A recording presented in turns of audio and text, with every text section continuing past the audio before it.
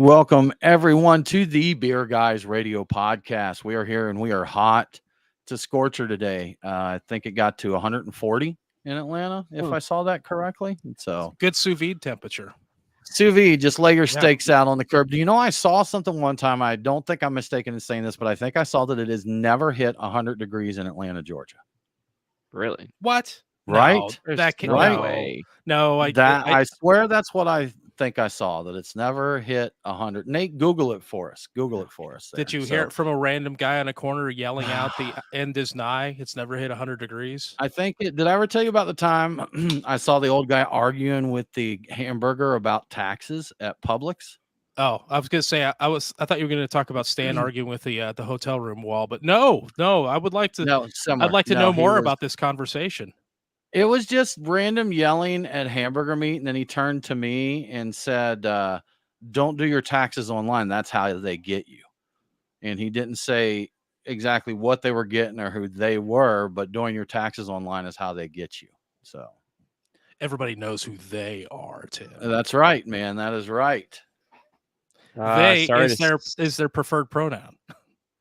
Sorry to say it, but Atlanta had a record high temperature of 106 degrees on June 30th of 2012. All right. I'm glad we verified data there. I know that I've been here when it's been 100. So yeah. I agree with you, man. This is a great day for a Blackberry Farms Classic Saison. I really do enjoy those. So I nearly got a Saison DuPont. That's a good one. Yeah, yeah. Blackberry Farms, DuPont. I tell you guys, I'm going to get into right now.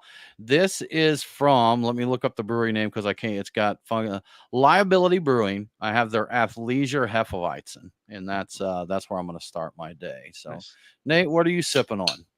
I've got my Newgrass 11 degrees. It's a Czech-style Pilsner lager beer. Okay. All right. Cool. That sounds good. That sounds really good. Easy.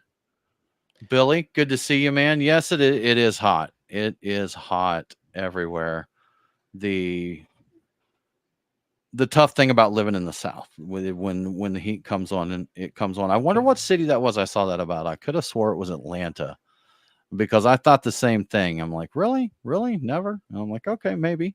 Like a place up in the North Georgia hills or mountains or whatever mountains. Right, hill mountains. They're not the Rockies. Let's just say that. But I wouldn't be surprised if some of those places have never been that warm, just because I think that they're always a little on the cooler side. But yeah, I'm getting fact checked all around here. That's David said he's lived in Georgia 50 plus years, and it's definitely hit 100. So there, I have shared misinformation, but I've been fact checked. If we get it wrong, we'll correct it. So go on, continue to correct us throughout the show. I'm sure we'll get other things wrong. Yeah, let us know if we miss it. So one thing that isn't wrong is Blackberry Farms Classic Saison is great, and it's my favorite Saison after the one we used to homebrew. Got my proper glassware out here today. It's got to be Beeps. That's right. It's got to be Beeps. Yardwork and Bush Light in Hilton Head. Okay. Cheers. Nice. Beers. Cheers. Yeah, that sounds great. Thing. I saw a lot of, there's a Bush Light flavor that's out right now. Is it peach? Yes. Or is it mango? I don't think it's mango, but a lot of people are saying they love it. I've seen a few people, those are ones that a lot of times, like I saw one, I think they did an apple flavored, and there were people, I guess they canceled that one, and there were people saying, yeah, so we got a confirmation here. It is Bush Light peach. It is peach. And yeah, I've seen a handful of people say, hey, I love that. I love it. So yeah, there was somebody was commenting on stuff, and I thought that Bush had something. Maybe I'm wrong on that. Didn't somebody have kind of a spicy mango ale or something that was one of the more macro guys? Or am I thinking? I'm thinking of the wrong brand, probably. I'm sure that someone has done a spicy mango. Isn't Atlantucky's, what is it? Hambo Manganero? I can't remember the exact name, but it's a mango habanero beer, because Skinny DeVille likes his pepper beers. Maybe I'm thinking of that, and that's good. Their pepper beers have been really, really solid. What was the Kolsch? It was a jalapeno Kolsch, right? Is that what they did? Oh. That was quite nice. Maybe over 3 years old. Said, so further information on the Blackberry Farm Saison, little vintage, no bottled on date. Says he's not sure how old, but maybe over 3 years. So a little vintage Saison action there. Did I Those take that get away better too with quick? time? Yeah. I take that away too quickly there for people to read it. But yeah, if it's one of the bottles, because I think they switch to cans. If it's one of the bottles with the kind of the jagged, jittery writing on it, or the drawing on it, as I recall, I think those have been off the market for 5 years or more. And they went to cans, and they've been kind of hit and miss finding them around town. There have been dry spells, and I have seen the odd 6-pack here and there, but they could be older. That could be older packaged Saison. But again, that beer holds up really well over the course of a few years. Yeah. I still have one bottle, Brian, of our synesthesia Saison, which I believe is the third last bottle I've had, because I'm like, oh, this is my last bottle. And I drink it, and then I find one somewhere that I'd stashed away and forgot about. So as far as I know, the one I have now is the official last bottle that I have. Do you still have any of that one? I don't think so. I was just thinking I've got some boxes stacked up, and in one of the bottom ones that there might be some leftover homebrew. I think I have seen a what was it, Momo Smash? That was Momo Smash. I don't even remember what that was. It was the single malt, Mosaic and Marisauder yeah. Mosaic Smash beer, single malt and single hop. I'm sure that would be so oxidized right now. That'd be 9 that years we old. put Probably. Our friend Momo's face on. Yeah, that's right. On the label, we did. Yeah, absolutely. I think that synesthesia would be coming up on 10 years now. I believe that was 2014 was the first time we bottled that, and this would have been from the first bottling there. That'd be interesting to try that after 10 years. I'm like, 5 years, I would imagine, or I know we tried it after 5 years. It was still great. 10 years, I don't know. I don't know. Maybe you're pushing it with a Saison like that, but I'd try it, man. I'd have to try it. With some of that, I've had some success with older beers doing the see if I have it, the old, was it 1671 Flame Rod? What the heck is that called? You remember what? Oh, the beer caramelizer? Yeah, the beer caramelizer. For there you go. Yeah, it's not going to show up properly. Dang cameras. There we go. There you go. Those are fun. Huh. Someone posted the other day on Twitter that they had a physics machine. And they're just like, oh, I love this. If you like nitro beers, give this a try. So I had to chime in. And if anyone here has ever played with the physics machines, they actually work. I mean, it was something that when I first got it, I thought it was going to be just a little gimmicky thing, but it actually does change the texture, the mouthfeel, the delivery of the aroma and flavor of a beer. Beers like Saisons, Brian, I think we found out it definitely did open them up and they tasted better, but there were other beers that it kind of muted, like it took away from them. So you had to be a little selective. Anything like a stout, like a light stout that would be Guinnessy, it worked pretty well for. So, and for those playing Beer Guys Bingo, I'll go ahead and throw out Midwest Michelada. I grew up in the Midwest. No Mike Nate. And let's see. One time I fed a horse some Mickeys. So that should get you several points on the board there. Been getting people intoxicated with both hands in frame. Yes. Yeah. So there you go. Like, please enjoy your beverages. Enjoy your beverages. Let's get into it because we do have a lot to cover today. We're going to get into the show. Y'all feel free to continue to chat with us, ask questions, or correct us if we muck up. And here we go.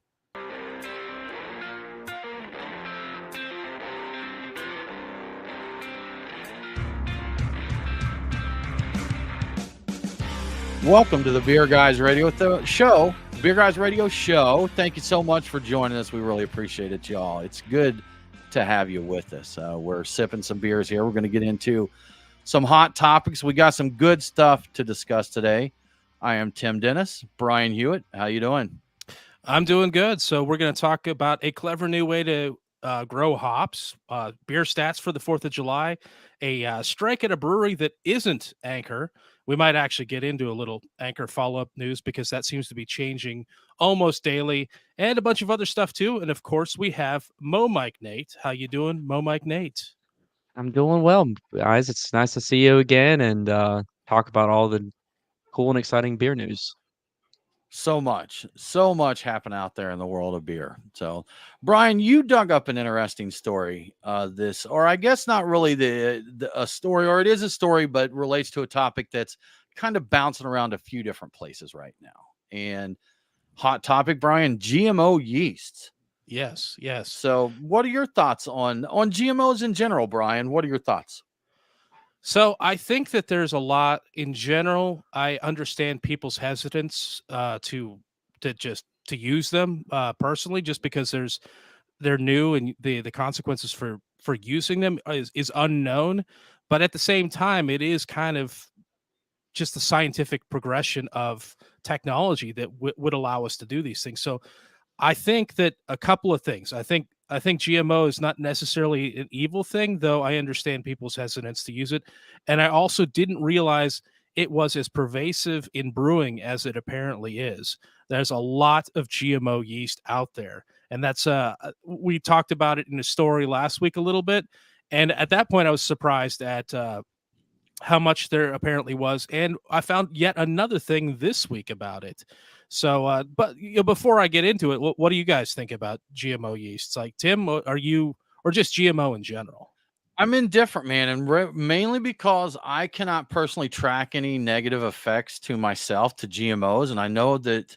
I mean, they've been around for a while. This isn't brand new technology, and I kind of think that until I am proven otherwise, and not just by a mom group on Facebook that GMOs are bad, then I'm okay with it.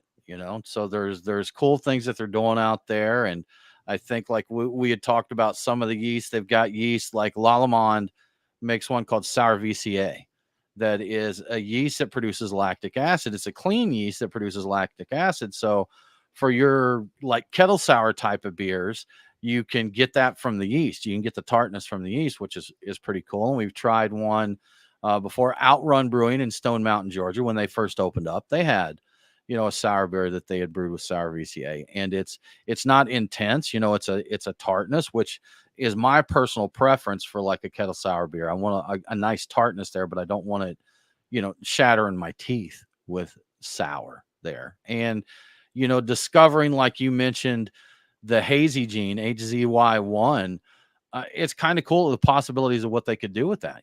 Take other yeasts that have other desirable characteristics, and get that in there and maybe produce bring a little haze to something. Put them all together, man. Do a hazy sour VCA, fileize it, nice hazy mango tart. That sounds good, doesn't it? You know what? I wouldn't be mad at that. That actually sounds very, very promising. And one of the things with these yeasts that have been modified. So the story I found this week was Berkeley Yeast is the name of the company. They've created a variety of different yeasts. They've got diacetyl-free yeast, which basically fights a problem that brewers were having with heavily dry hop beers, where after it was all done and fermented out, or so they thought, they'd pull it off the shelf and it would be just buttery, or corn or whatever. I'm like, how did this happen? Yeah. Just continued development with the yeast. So they've stripped out the gene that would produce the diacetyl, and now they don't have to worry about that. They can continue to do things the way they have and not suffer that consequence. The other thing is they're just doing a lot of they've got lactic acid producing yeast, so it sounds like a sour VCA kind of clone-ish type of thing, maybe in that vein. And they've got designer strains that produce guava and passion fruit flavors and pineapple, like you might get from hops. So the idea is they're thinking that maybe we can use the yeast to handle all of the flavor component that you used to get from hops, and perhaps be more environmentally friendly, because hops require a lot of water, a lot of land, a lot of this and that. And the yeast, you got to have it. So maybe they can use that to eliminate things. Of course, that's controversial when you talk to hop farmers, because they're like, hey, don't cut us out of the mix here. So it's really interesting stuff. And I think that part of the reason I don't care as much about the GMO yeast in beer is because the yeast is not really, it can be part of the final product, but it's not the goal of the final product. So you can filter it out. You can you can come up with ways to eliminate it from the beer. So if people are worried about the yeast itself doing something to them, you can remove that. And all you're concerned about is what the yeast will do to the beer in terms of flavor. And we can tell, as far as we know, that it's not doing anything negative that you couldn't, you wouldn't get from some other bacteria in there. So it seems like to me like a non-issue. But I know that if you're, in the UK, if you're in Europe, they're like, no, no GMO anything, and no beer made with GMO yeast. We don't want any of that in here. And so they don't really have a choice there. Is that a bad thing? I don't know. It seems like you're kind of reducing some of your abilities, but again, we're talking about, a little bit of difference in flavor is what it boils down to. So yeah, and with a country banning GMOs, it does make me wonder, all right, what's the reason if they're banned by a whole, the country union, the European Union? There has to be a reason there. So maybe I should look into it more before I just get totally open to give me all the GMOs. Maybe I'm going a third leg and I don't even know it. Could be. And I think part of it's just like a lot of this stuff is there's no tests that point out that it is safe. So it's kind of like you haven't established that this is safe for us. So what you're doing to these yeast, theoretically, I mean, it could do something bad. And I don't think there's anything that would prove it doesn't. And you can remove most of it from beer, but maybe some gets through. And there's, again, bottle condition stuff where there is a component of the yeast that sticks around. In the hazy stuff, I think that there's going to be a fair amount of that yeast that sticks around. So, I mean, for health reasons, perhaps that is something to be concerned about. What if all your malt was GMO, Brian? Would you have an issue with that? I think I would have more of an issue with that than I would with the yeasts, purely because that malt will necessarily be part of the end product and is a major piece of it. The yeast produce things.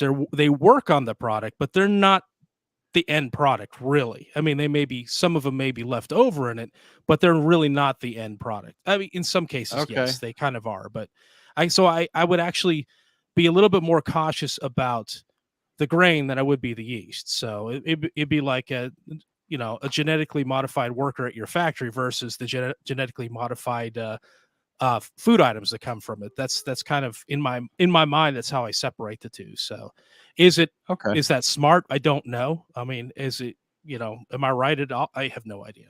I'm kind of guessing a little bit. If it's coming from you, Brian, it's got to be smart, right? Yeah, that's right. Yeah, absolutely. Yeah. I've thought it through thoroughly just now. Very much right now. We thought about very thoroughly thought through. Nate, before we move on, anything to add to the GMO discussion? To be honest, nothing that really has been addressed. I'm with you, Tim. I think that the jury's still out for me on whether or not GMOs are inherently a bad thing. If we can cross-train our yeasts to remove some of the defects that can be cropping up in the brewing process, I'm all for it. Yeah.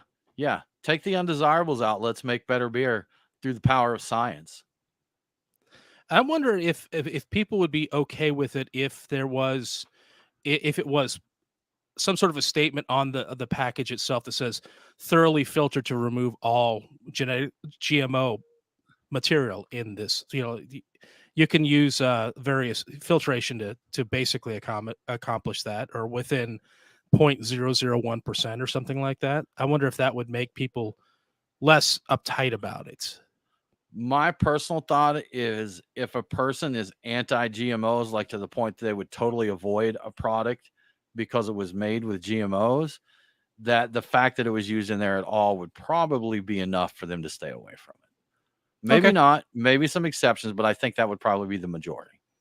And they might be right to do it. I don't know. I don't know. I've never really delved too deep into it. So fair enough. Let's move on. We have discussed GMOs, Brian. What's up next?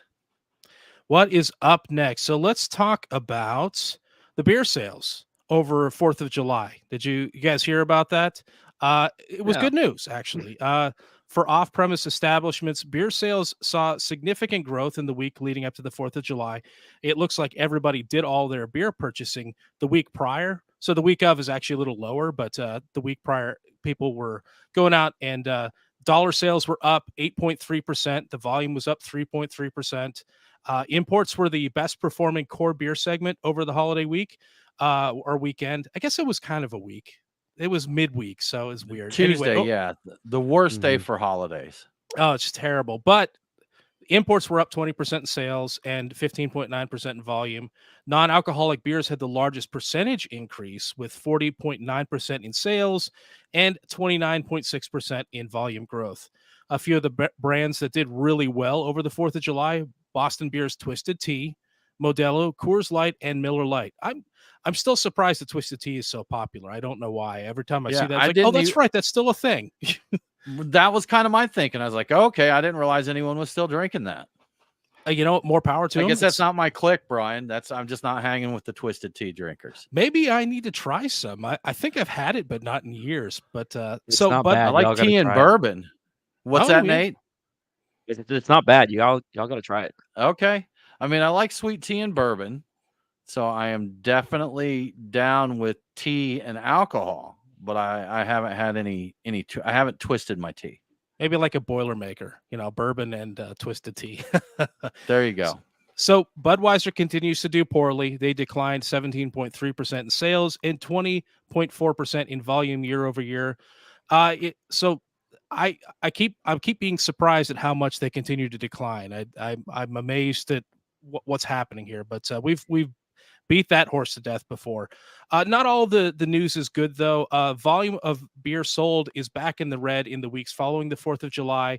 It's down by just under 1% year over year, so like it's 0.9 or something like that. So Gotcha. good holiday. Not so good still in general for beer. So You that's know, where we're Brian, at. some news that actually came out today that we haven't had a chance to research, but related to the Budweiser sell slipping, they cut around Anheuser-Busch cut around 2% of their workforce.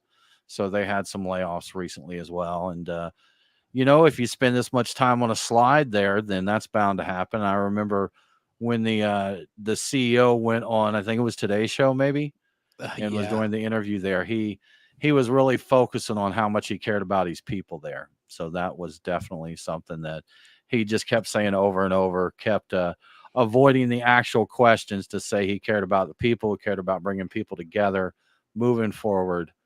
And I don't know why he went on to do that, to be quite honest, because he knew what the questions were going to be, and he wasn't interested in answering any of them. I think he had to go out and say words. It was required and Yes, expected. He couldn't not say words. And so I'm going to come up with words that won't make things worse. He's wrong because his words were just barely related. So he should so have the just Mitch McConnelled it and been done with it there. So Mitch is McConnell that did. is that too recent a reference for you, Brian? No, I think I don't so. actually know what happened. Old Mitch McConnell went up to do a speech today, and he said like 5 words, and then just froze for 20 seconds and was kind of wobbling around in that. So they Oh, just had a okay. little issue there. I So saw some reference to that and I hadn't looked into it. So I yeah, actually I was not aware of that. Okay. All right. Well, yeah, that might have actually not been, that might have been better than what he might have did. been the better choice. Might have been the better choice. So he tried caring for his employees. Now he's like, that didn't work. Let's try firing some employees and see if that works. So maybe that'll work out for them. I believe that that's a move that makes the remaining employees work harder. So maybe Yes. Yes. maybe that's what they should do there. So maybe Leinenkugels could try that, Brian. Yeah, you know what? Maybe they will. So, speaking of Leinenkugels, workers at Leinenkugel's brewery in Wisconsin have gone on strike. This is their first strike at the brewery since 1985, so it's been a long time. The employees are saying that their pay is behind what everybody else in the area is paying. In one example, an employee is earning only $5.50 more an hour than he was when he started working in 1990, 33 years ago. So, that's not doing so good. That's definitely not keeping pace with inflation. According to the Teamsters Union, starting wages at the brewery are $19 an hour. So I'm not sure if that's high or low, honestly, but that's where they're at. The timing seems strategic, as Oktoberfest brewing season is just starting for Leinenkugel. So they're walking out on that, and there's an ongoing labor shortage. It's helping give the strikers some leverage in getting what they want. Molson Coors owns Leinenkugel, and they've apparently offered a wage increase to the workers. The amount of the raise wasn't specified, but the offer was rejected by the employees, saying that it doesn't keep pace with inflation. So if it's like $5.50 an hour, I could see why it wouldn't keep pace with inflation. Molson Coors says it was a competitive offer, and it does exceed local market rates for similar unionized roles. So I don't know who to believe in that case, because they don't actually talk about any real money. So given the recent news with closures of Anchor by Sapporo and Platform Beer by AB InBev, what do you think the chances are that Molson Coors will just say screw it and just close Leinenkugel? What do you guys think? I don't think they'll do that. And I say that not knowing Leinenkugel sells, but I know it's a very widely distributed beer. I haven't heard any bad news about them recently. I will say this though, Brian, maybe not closing them, but in light of the beer industry as a whole and the closures and other challenges, it doesn't seem like a great time to strike and ask for more money. I mean, it just, and I could see someone at the brewery going up and being like, "Hey guys, yeah, I know we need a little more money and this and that, but in light of everything right now, maybe we should just hunker down for now." But then someone else would just chime in and say, "That's what they want us to do," and it would go there. So I mean, you got to fight for your rights, no doubt. But the climate right now is not great for breweries, and it just seems like I guess maybe the flip side of that coin is thinking, hey, look, things aren't going to get any better. We need to get in there if we want to get more money. So, could be a couple different ways, but I don't see Leinenkugel closing, at least as far as I know. I think they're still fairly popular. But Nate, what are your thoughts on this one? I don't see them closing either, because I know Leinenkugel does make beer, but the big thing when I think about Leinenkugel is their summer shandy. And I can't think of any other brand in this country on a national level that makes a shandy that gets widely distributed. And so for that reason, I really just don't think that the brand is going to go anywhere. Yeah, and that's one that I do hear people say, I can't wait for, the the summer shandy to release. So it definitely is popular. Just because these are beers that we may not drink, and that, I mean, that applies to a lot of beers, because I think sometimes the beer geeks, the beer nerds, think that the stuff we're chasing is what's keeping breweries open. For the multitude of breweries, that's not going to be the case. It's going to be those drinking beers and such. Blue Moon sells just so much more beer than any of the craft beers that we drink. And I think back in the day, probably in the 80s, that, Sam Adams made the comment, Budweiser spills more beer on the floor every year than I sell. And the person he was talking to kind of chuckled. He's like, that's not a joke. They literally spill more beer on the floor than I sell in a year. It's just, you don't realize the volume level difference there. And so part of the reason I mentioned Platform is that was when that got closed. That was a beloved local brand, nowhere near probably at the level of Leinenkugel, but they closed it. They closed that completely down, and they just moved the production of those beers to another location. So they kept like 3 of the beers and continue to brew the ones somewhere that people are going to continue to buy because they have that loyalty to it. So, to play devil's advocate, I'm like, I could see this happening because, well, again, Leinenkugel is known for a couple of things. The summer shandy. How hard would it be for them to move that production elsewhere and just say this is too difficult? I don't know. I don't think I believe that's going to happen. But based on what I've seen recently, I'm like, well, maybe it could. Maybe it could. I don't have any information to indicate that it will, but man, it's a tough time to be doing there's this. There's just no telling these days, Brian. There's Yeah. just no telling these days. So good luck, guys. I hope you get what you're after, but yeah, I hope it doesn't go for you the way it has for some other breweries. So right. Yeah. Tough times. All right. Should we move along to some interesting hop growing? Tim? Yeah, Would you absolutely, like to hear Brian. about some of that? I I found this. would. Yes. Yeah, I found this in the AP News, and I was like, "Oh, this is really cool." Most exciting story for me this week. A very clever hop farmer in Bavaria is growing hops under solar panels, and he's doing this in collaboration with a local solar technology company.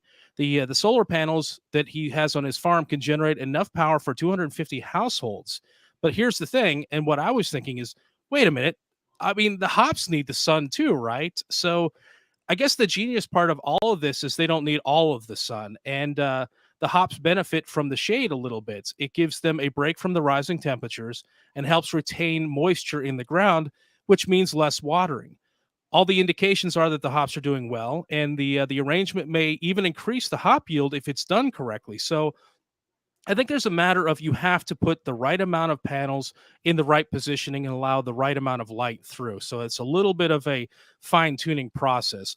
So an actual analysis of how this went will be done or concluded in October. So they'll know then for sure if this was a smashing success. But the term for the this process, it's agrivoltaic. And it's the first time it's ever been tried with hops, but it has been tested with other crops around the world. And some of them, like I said, with the hops, may have had increased yields with less sun, and it's produced some power. They have plans to set up an even larger solar park over hops later this year, and they're getting inundated with requests for information on how to do this by other hop farmers all around the world. So there's a big opportunity here. Those hop farms could get a lot more valuable. Fun fact, Go ahead. Agrivoltaic is also a Scandinavian black metal band. You know what? I thought that sounded familiar. Yeah, Yes, I can believe so that. that's it. Brian, I saw some pictures of these hop farms with the solar panels on them, and there's a decent sized gap between each bank of the solar panels. So I imagine, still as the sun goes across, they're getting a good, they're getting a good amount of sun on them anyhow. Even though, so interesting, man. I love seeing these kind of things where they, work up something new to double bonus, kind of thing. So is with the hops, we've seen, the hydroponic growing them indoors. I think they got like a whole nother harvest off of the vines when they did them, hydroponically like that. So, it was pretty cool stuff, man. They're GMOing them. They're hyper agrivoltaiking them, man. They're just doing all kinds of cool stuff with hops. So they did that experiment. Was it Huntsville? They did it in Alabama, where they had 3 growing cycles in 1 year for hops. Wasn't that right? Yeah, it was Alabama. I'm not sure where it was, but it was definitely over there in Alabama. Well, guys, I'm going to back up a little. Sorry, Brian, go ahead. As I recall, Wild Leap used their hops in some of their beers. And right, they were good. But they did. Proceed, Tim. Proceed. Yeah, I'm going to proceed to back up here because I forgot our beers of the week earlier. Brian, and that's just absolutely unacceptable because we also need to thank our friends at the Nest for sponsoring this segment. Brian, July 29th, do you know what that is? Nearly the end of July.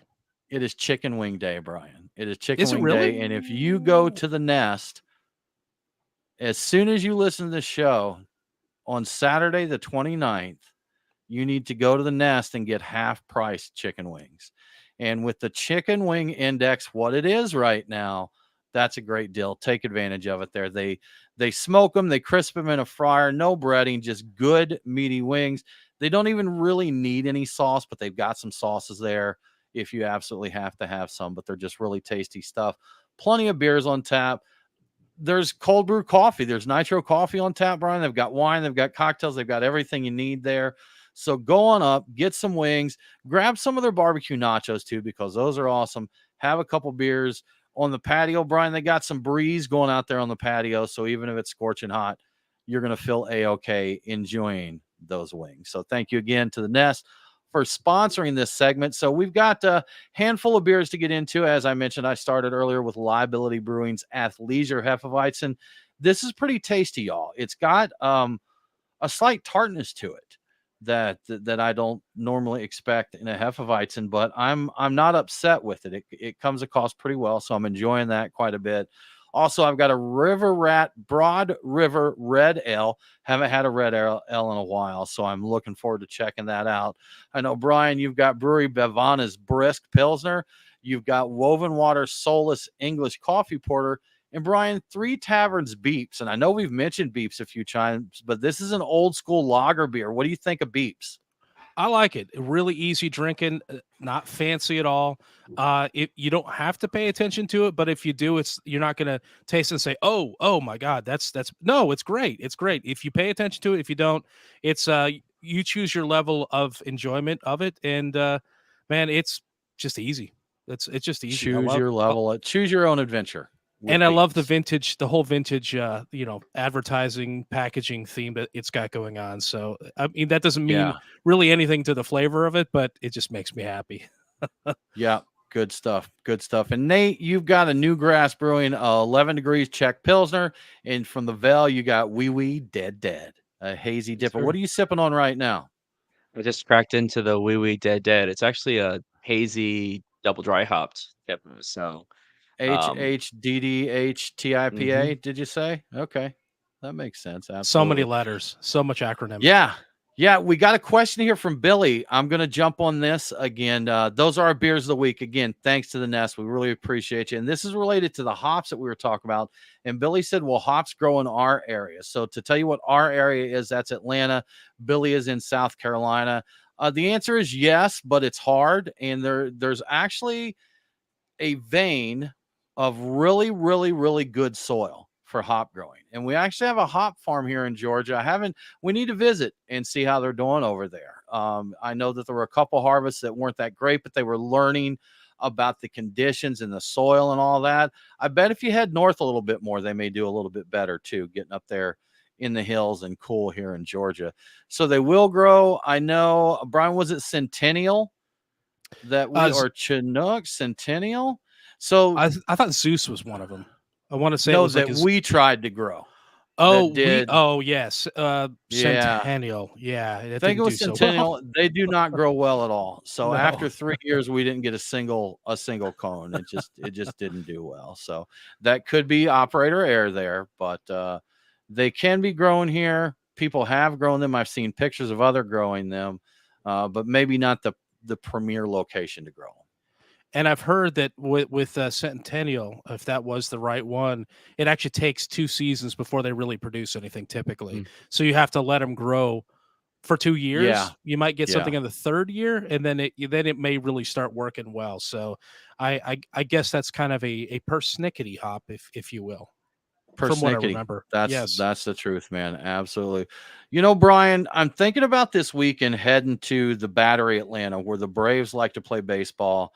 And I'm going to need something to drink. Do you have any suggestions for me at the Battery Atlanta?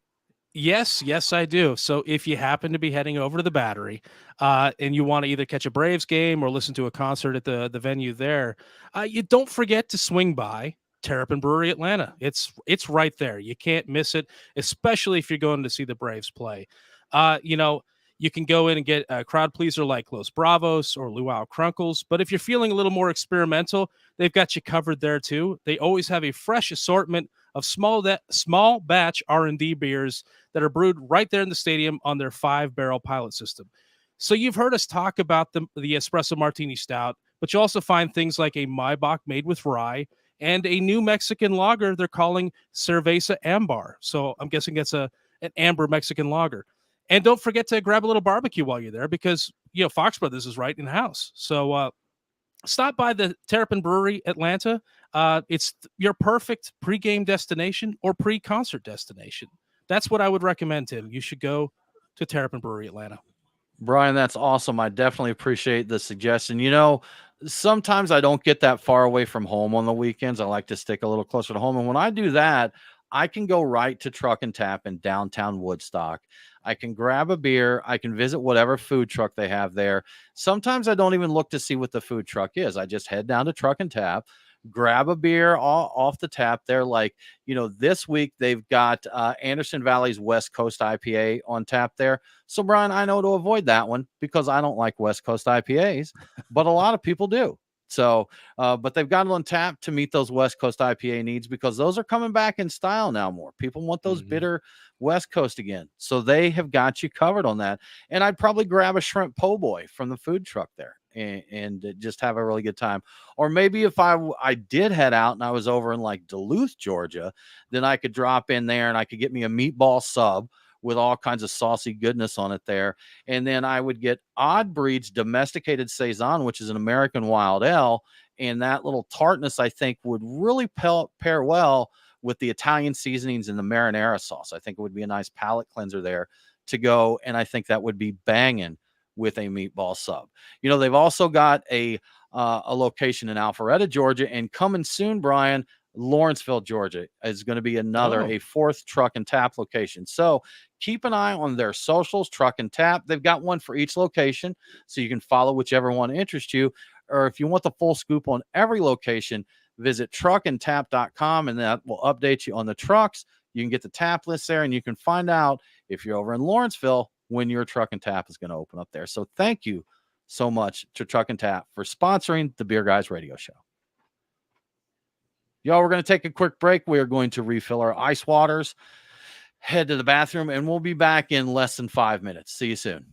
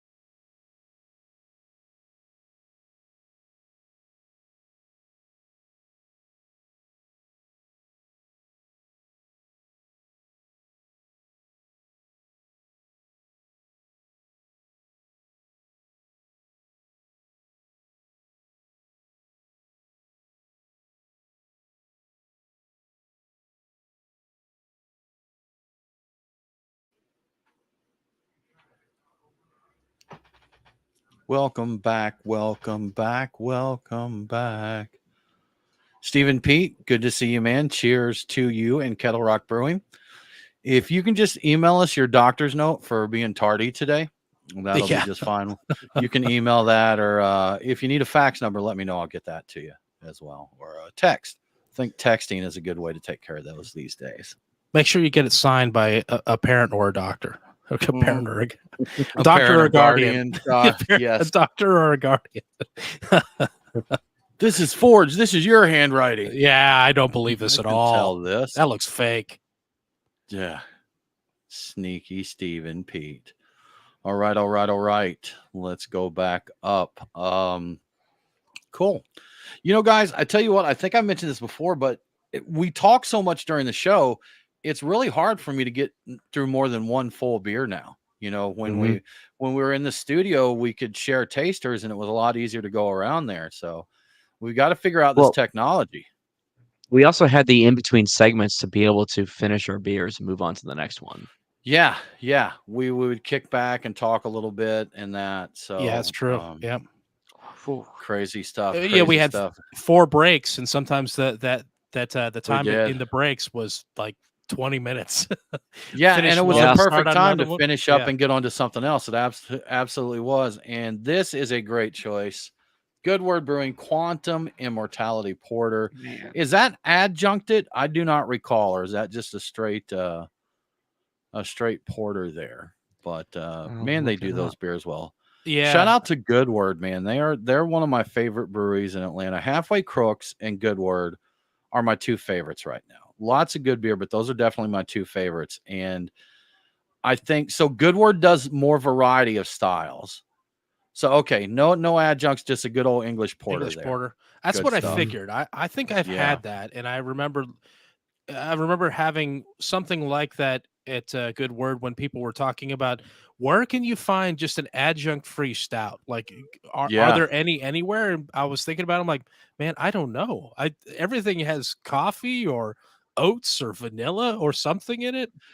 I feel like Wrecking Bar, Twain's, Good Word would be your places for that type of beer. Like you would be likely to find them on at any of those. So looking at Brian's Untapped, he's had it at Brickstore Pub on cask when Billy came to town.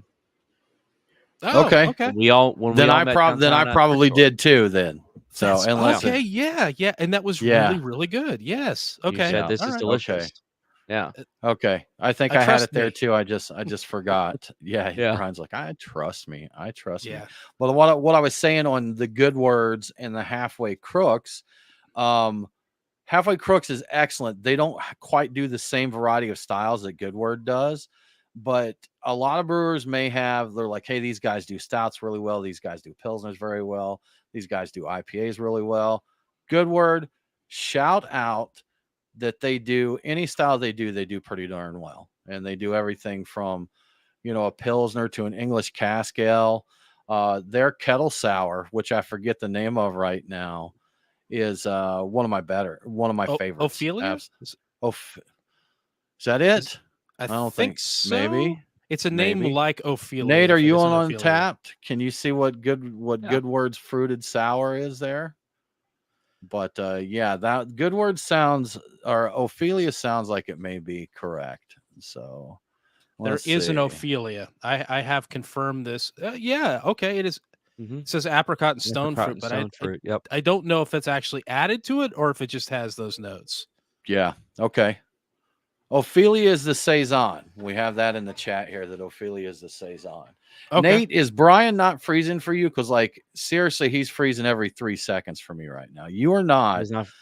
But I wish I could have got a screenshot just a minute ago, because it looked like his eyes were both open and closed at the same time when he froze. So, yeah, pretty much constant freezing for me. Like 3 seconds of freeze, then he's back. 3 seconds of freeze, then he's back. But, is the audio coming through well?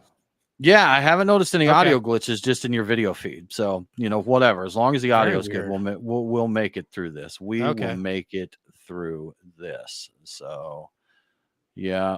All right. I was looking at the private chat. No, not right now, Nate.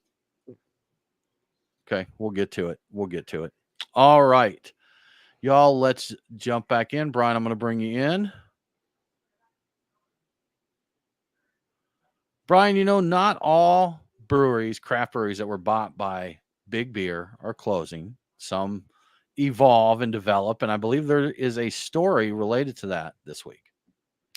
Yes, yeah. So it turns out that Sapporo is moving ahead with major investments in Stone's brewing facilities. So when Sapporo announced they were closing Anchor Brewing a few weeks ago, there was talk of it being a costly failed attempt for them to create a facility there to brew Sapporo beer for the U.S. market. And the speculation is the reason they brought Stone was because of this failure.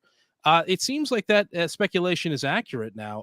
Sapporo reportedly is investing up to $20 million in Stone Brewing San Diego location and around $40 million in Stone's Redmond, Virginia location. So that brings up, they spent $165 million buying Stone to begin with in August of last year. And with the facility upgrades, that brings their total tab up to $225 million invested in Stone.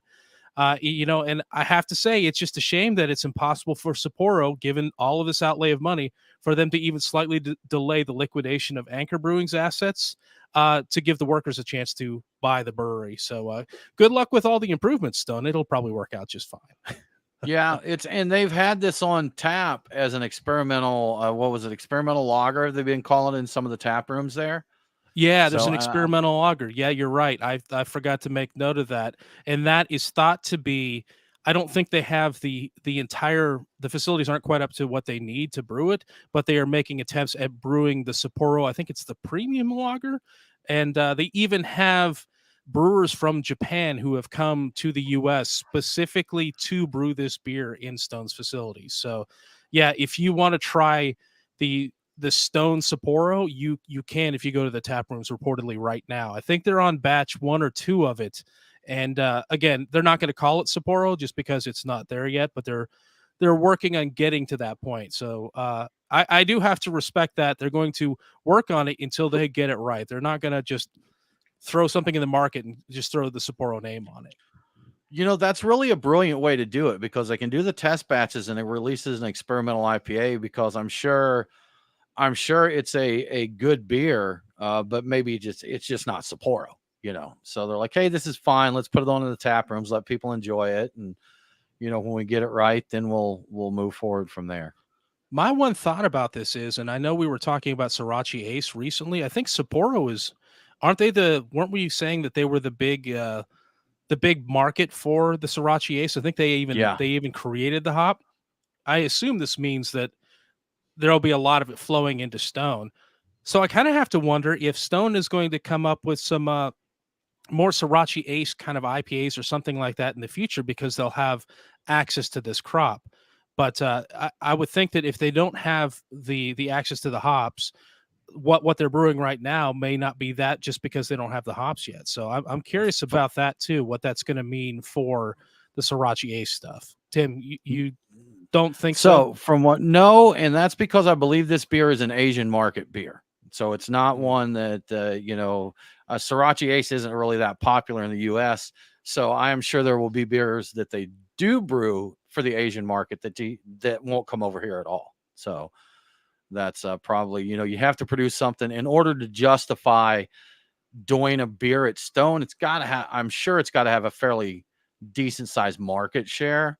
And I just don't see that Sriracha Ace being one, especially since it hasn't been introduced here yet anyhow. So so you're saying the Sriracha Ace is used in a Sapporo version that is exclusively Asian market.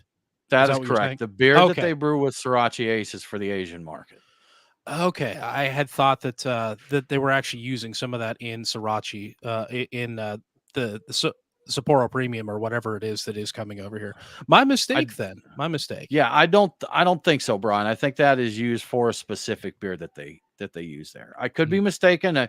I've been wrong once on today's show already. So if anybody in the chat can correct me, please do. But I do not believe that's used in that the Sriracha Ace is used in their flagship beer, but there is a beer that they brew with the Sriracha Ace. Okay. That's my thinking on it there. So Okay, yeah, that makes sense. I was out in San Diego last August, which I imagine was too long ago to try the Sapporo brew. They probably were not doing their test batches then, but it's a really nice. They have several locations. It just so happened they had one. I think maybe it was in near the Little Italy. Wow, the Little Italy neighborhood of San Diego. They had a nice place there, and we took a break. I went out there for meetings for the day job, and at our lunch break, one of the VPs is like, "Hey, Stone's just down the street. If you want to go grab you a beer at lunch." And I'm like, you know what? I do want to go grab me a beer at lunch. So it's nice to run over there. It's very, very casual in San Diego with beer. It's a very accepted part of the lifestyle, like taking your lunch break and going and having one. So some companies may frown on that, but we were cool. We were cool to do that. I do like that idea. I've worked places where I've actually worked places that have beer in the company Stock fridge. the fridges, which I always thought it's like, why? You know what? It never leaves the fridge. It's always just stays there forever because I think everybody is worried about being the guy who takes the beer because everyone's they just assume they'll be judged. It's like it's a trap. Don't take the beer. You got to be careful with that, man. I mean, like actually this company, they had beer in the fridge, but I believe it was you couldn't have one till after like 3 or 4, and they didn't want you staying there like getting bent. But I believe there was some wine and beer that they kept in the fridge, and it's like, yeah, Friday 4 o'clock, have you a beer, have a good time, relax. Many years ago when I worked on a project up in Canada outside of Toronto, you remember Handspring. Don't worry about it anyway. Old Tech. Anyway, they had a bottle of Irish cream next to the coffee pot. It was expected that you people were putting Irish cream in their coffee, which I you know what? I think I did do once just because I'm like, well, it's like, here. all I'm right, going to do it's this here. one time, but I'm not going to do this all the time. I will say that it gets very, very cold up there, so I can kind of understand it. And even inside those buildings, I'm like, there's a lingering coldness that never quite leaves the building. So I get it. So I like that idea. I'm not buying that excuse, Brian, because you're already drinking hot coffee. Yeah. And alcohol thins your blood, which would make you colder. Well, don't they give don't the rescue dogs have the little thing of schnapps that they give people on the mountainside? I think that's just like urban folklore. legend or something. Yeah. Some folklore, right, Nate? Right. But or maybe it's something, maybe just a quick nip. If you're on the mountain, you're almost frozen, then maybe a little nip of alcohol in the thin blood gets your blood flowing better. Maybe that's it. Maybe that's it. Or it's just total BS. One of the two. I will bet my theory that I've just come up with right now. What's happening is it's schnapps. It's sweeter. I'll bet it's you're getting a sudden blast of sugar and alcohol, and your metabolism immediately shoots up because of all this extra stuff. It generates warmth. I bet you that's it. And the actual alcohol doesn't do anything at all, other than maybe even make you cooler.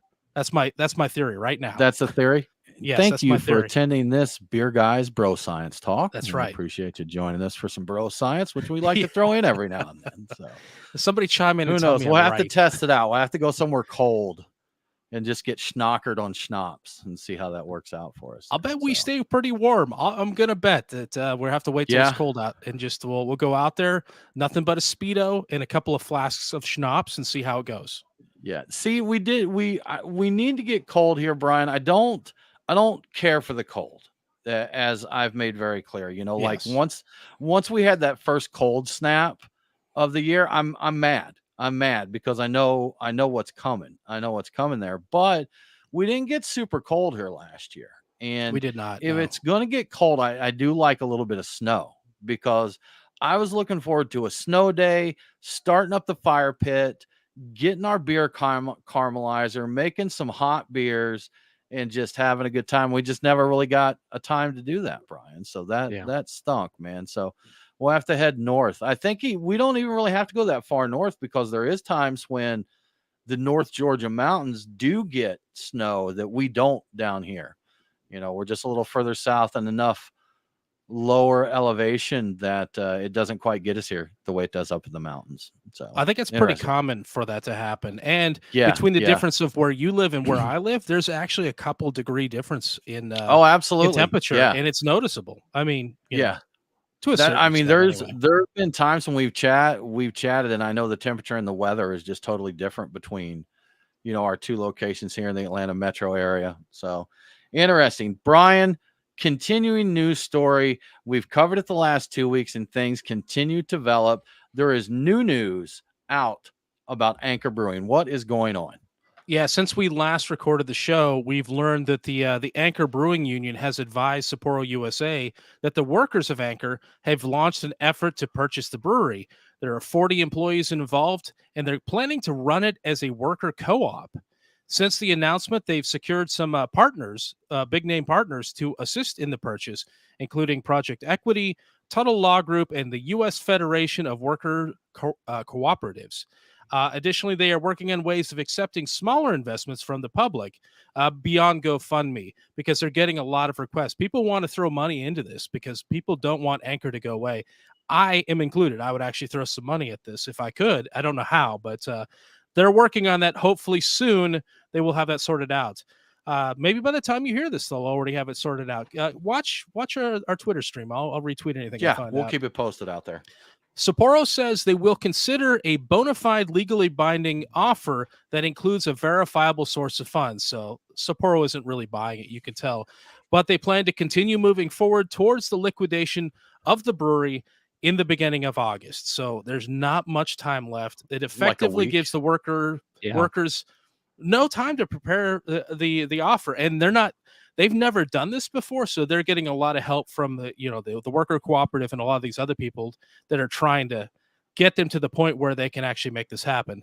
They have said that venture capital firms can move faster than they can, but I think they still have a shot at this. It's maybe a long shot, but I like this idea. I think this is better than turning it into a game show, honestly.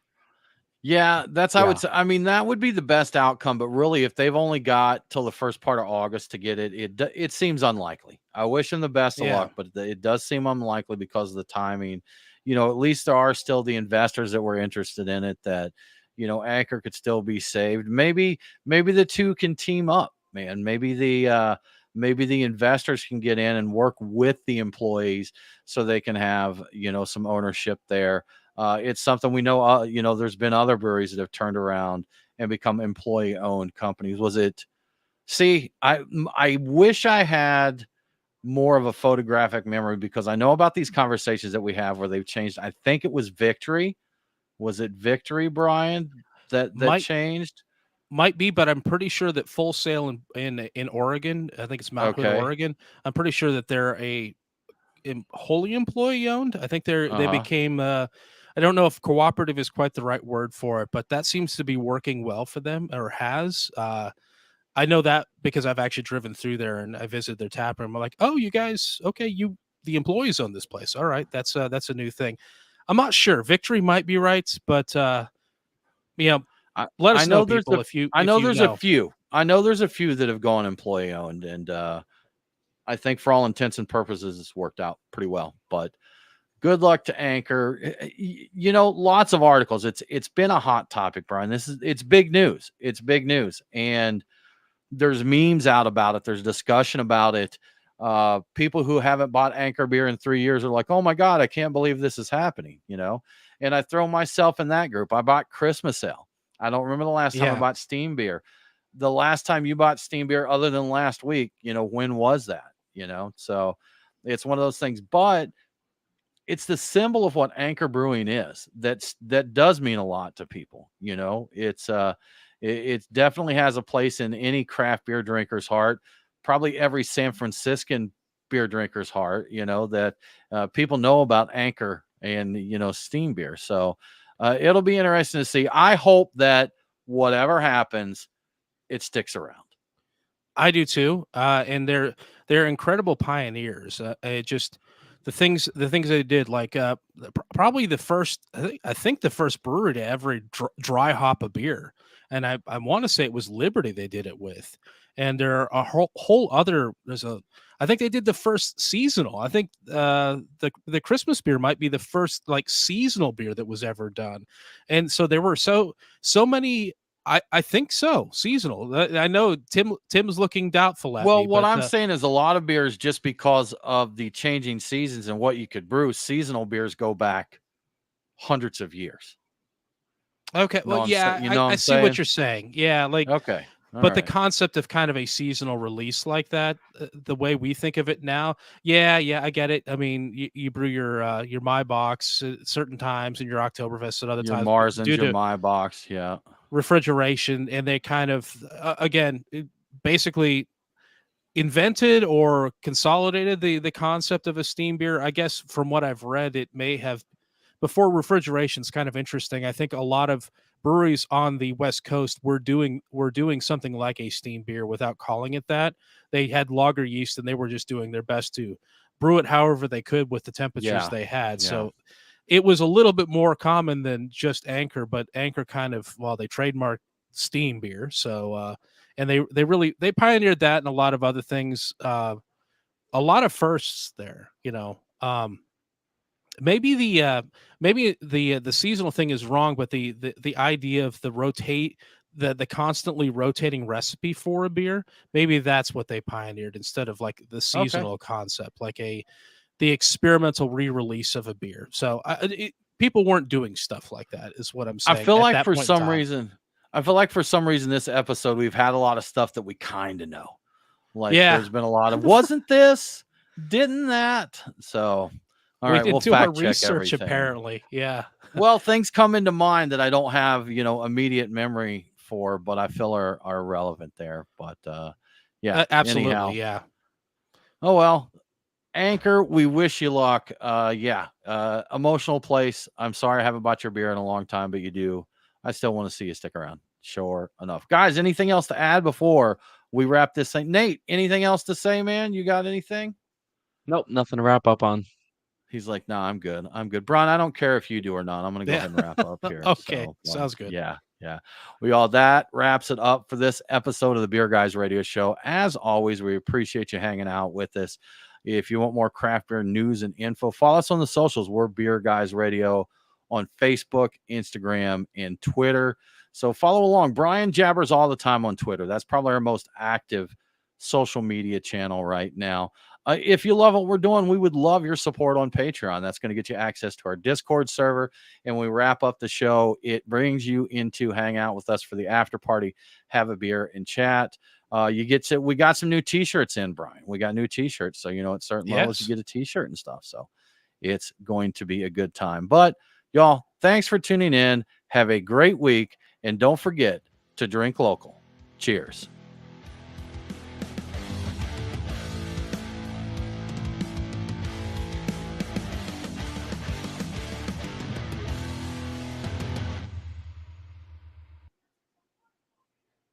Cool. Did we miss anything in the chat here? Yeah, he is correct.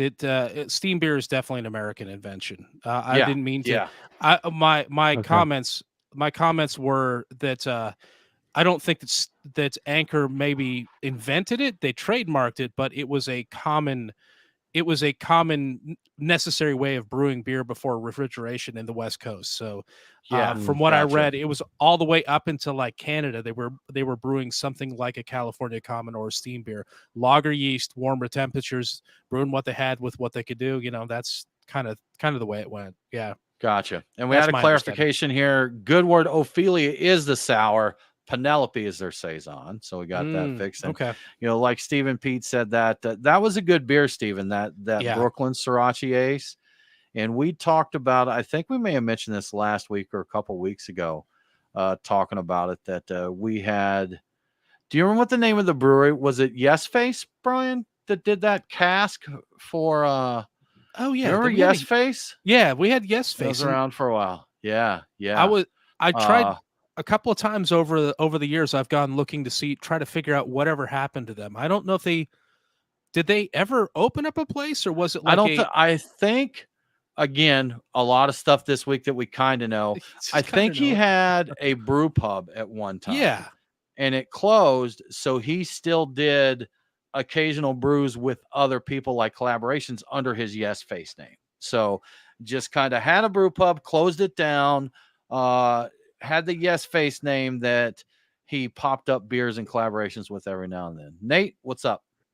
Yeah, and on Untapped it says it's a gypsy brewery born from the ashes of Eagle and Lion Brew Pub. Eagle and Lion. That's what I thought. Okay, so we actually, that was something I thought I remembered and actually got right. So that's nice. So, but I haven't seen anything from Yes Face in years. Yeah, years. I'd forgotten all about them until you said something. When I went searching for them, that's what I found was that brew pub, and I was like, oh, maybe they did have a facility there. I hadn't put all the pieces together, but yeah, that. Nate, when's the last check-in for a Yes Face beer? July 17 this year at the Crabtree, which is in London, oddly enough. Okay. When was the last beer entered into Untapped? When's the last time they produced a beer? Well, it does have a banner saying this brewery is no longer in business. So okay.